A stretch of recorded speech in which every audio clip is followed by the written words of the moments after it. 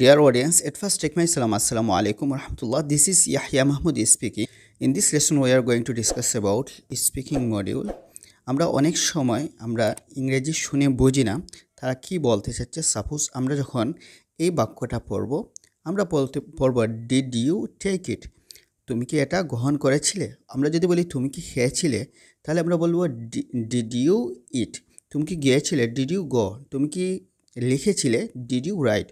তো আমরা did you, আমরা বলি ডিড ইউ, বাট হচ্ছে ইংরেজিরা যখন এই বাক্যটা পড়বে তাহলে ডিড ইউ, তারা বলবে ডিড ইউ। যেমন বলবে did you, could you, would you, need you. আমি যেমন এই বাক্যটা আমি বললাম, আমার তোমাকে প্রয়োজন, I need you, I need you, but তারা বলবে নিড ইউ। এটা কি অনেক এ ধরনের কিছু ছোটোখাটো বিষয়ের কারণে কিন্তু আমরা ইংরেজি শুনে বুঝি না। তো আজকে আমরা এই বিষয়টা নিয়ে আমরা ক্লিয়ার একটা সুস্পষ্ট ধারণা দেবো এবং একটা সূত্র আকারে বলবো।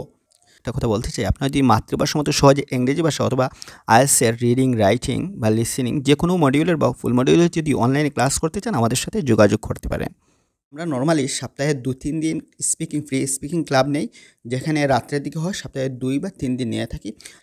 এক্ষেত্রে আপনার মূলনীতি হচ্ছে কোনো একটা শব্দের শেষে যদি ডি থাকে, কোনো একটা শব্দের শেষে যদি ডি থাকে এবং পরের শব্দের শুরু অক্ষর যদি ওয়াই থাকে, পরের শব্দের শুরু অক্ষর যদি ওয়াই থাকে, তাহলে এখানে আপনার হচ্ছে গিয়ে এর উচ্চারণ বর্গীয়র মতো উচ্চারণ হয়।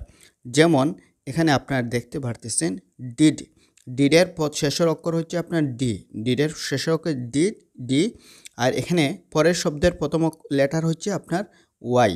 তাহলে ডিড ইউ এর উচ্চারণ হবে ডিড ইউ, ডিড ইউ এর উচ্চারণ হবে ডিড ইউ। তাহলে অনুরূপভাবে এটার উচ্চারণ আপনার বলেন তো could you, could you, could you like to speak English. এভাবে না বলে হবে কী হবে এখানে কুড ইউ। তারপর উড ইউ, উড ইউ না হবে উড ইউ, তাহলে এটা হবে আই আমার তোমাকে প্রয়োজন, I need you, I need you, নাহলে বলে I need you, I need you. তাহলে আপনার যদি এটা বুঝে থাকেন, এই অনুকরণে আরও 5টা করে আপনারা সবাই 5টা করে এভাবে আপনার একটু সেন্টেন্স লিখে কমেন্ট বক্সে কমেন্ট করেন। আপনারাও এভাবে 5টা করে সেন্টেন্স কমেন্ট বক্সে কমেন্ট করেন। যেমন তুমি কি গিয়েছিলে, ডিড ইউ গো।